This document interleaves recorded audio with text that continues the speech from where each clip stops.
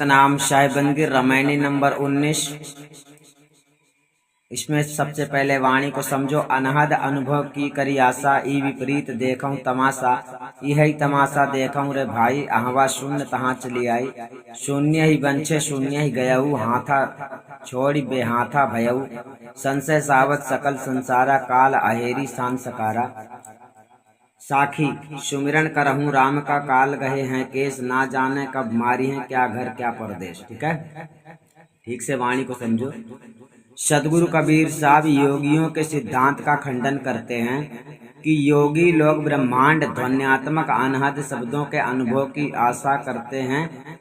जो लोग अनहद की धुनें सुनकर मगन रहते हैं, उन्हें ऐसा लगता है कि हम शब्द में श्रुति को जोड़ रहे हैं। यहाँ पर साहब कह रहे तुम लोग जोड़ नहीं रहे, अनहद की धुनों को सुन रहे हो। ठीक है, यहाँ पर, और ऐसा आपको लगता है कि परमात्मा का ज्ञान है। यह विपरीत अर्थात उल्टा तमाशा तो देखो कि स्वयं चेतन होकर भी और जड़ अनहद शब्दों की आशा करते हो। ये अनहद शब्द जड़ माने जाते हैं, क्योंकि चेतन आत्मा के उत्पन्न करने से ये शब्द होते हैं जिनको पागल लोग सुना करते हैं।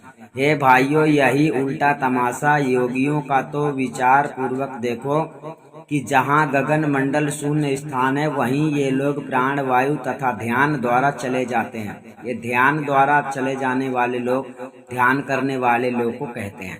वहाँ पर ध्वन्यात्मक अनाहत शब्द तथा ज्योति ध्यान में स्थिति करते हैं। ठीक है, जो लोग अपनी स्थिति बनाते हैं, कोई तो ज्योति दर्शन करता है तो उसे लगता है परमात्मा, कोई तो शब्द की धुन सुनता है तो उसे लगता है, देखो अनाहत शब्द।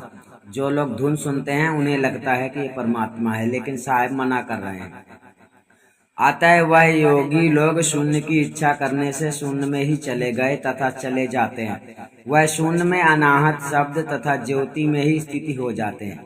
मतलब जिसको आपने अपना समझ लिया, अब आप धुन सुनेंगे और आपको लगेगा यही सार शब्द है, तो आप वहीं ठहर जाएंगे और वहीं ध्यान करते करते हमेशा के लिए मर जाएंगे और किसी की सुनेंगे नहीं, क्योंकि आपको उल्टा शिक्षा ही दे दिया गया है। ये योगियों का काम है। ठीक है, आप लोग शून्य में चले जाएंगे, शून्य में समा जाएंगे, मोक्ष नहीं होगा। अनाहत शब्द सुनेंगे तथा, ठीक है ना। कोई अनाहत शब्द को सत्य मानता है, कोई ज्योति दर्शन कर लेता है तो उसको लगता है परमात्मा का ज्ञान हो गया, दर्शन हो गया। अर्थात शून्य समाधि में स्थित करके विवश हो जाते हैं और इस प्रकार हाथ को छोड़कर बिना हाथ के हो गए तथा हो जाते हैं। अर्थात स्वावलंब छोड़कर निरालंब हो जाते हैं। ठीक है, संशय रूप सावत शिकारी शिकार करने वाला समस्त संसार को मार रहा है। अर्थात संशय ने सारे संसार को नष्ट कर दिया है और काल रूपी पारधी शाम और सवेरे पीछे लगा हुआ है। अर्थात सारा संसार सावज है, शिकार है, और काल भगवान पारधी है जो सबको संशय भ्रम में डालकर मार रहा है।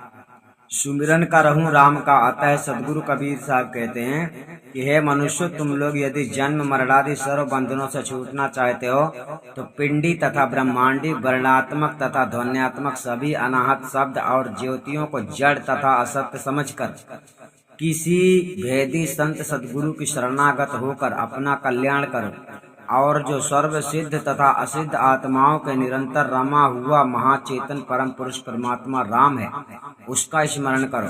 वही अखंड विदेह सत्य शब्द सत्य पुरुष परमात्मा राम है। अतएव उसी के प्राप्ति के लिए भेदी सदगुरु से उपदेश भेद लेकर साधन अभ्यास द्वारा स्मरण करना चाहिए।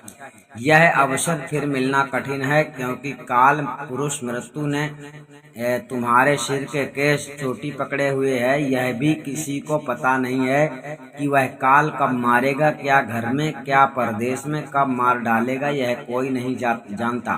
क्योंकि क्या घर में क्या परदेश में कहीं भी रहो, जब मृत्यु का समय आएगा तो वह एक क्षण भी नहीं रहने देगा। इसलिए यह दुर्लभ मनुष्य तन पाकर आत्मा तथा परमात्मा का परिचय करना चाहिए। यही एक मनुष्य तन धारण करने का उद्देश्य है।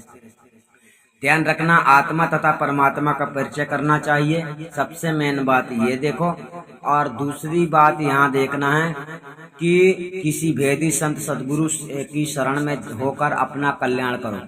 इसका मतलब है भेदी सतगुरु जिस प्रकार से आपको बताता है, आप उनके बताए मार्ग पे अगर चलते हैं तो सच्चे भेदी गुरु ही आपको आत्मा परमात्मा का स्वरूप ज्ञान करवाते हैं और तभी आपका कल्याण होता है। ठीक है, आत्मा परमात्मा का परिचय करना आपका काम है और ये गुरु के द्वारा होता है। ठीक है, बिना गुरु के संभव नहीं है। अगर कोई आपको खपड़िया में ध्यान लगाने को कहे, नाम जपने को कहे और विभिन्न प्रकार की बातें कहे तो समझ लेना कि सदगुरु कबीर साहब के खिलाफ ज्ञान दे रहा है, शिक्षा आपको, और वो आपको भ्रमित करना चाहता है।